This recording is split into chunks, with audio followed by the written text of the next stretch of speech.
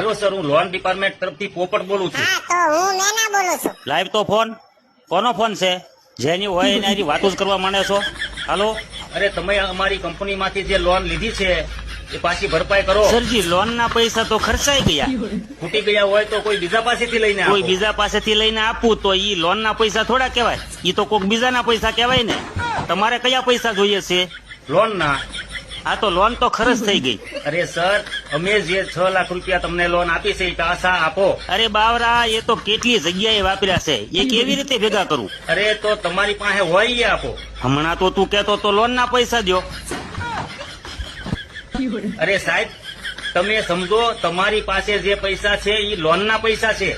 તારી સમજમાં નથી આવતું?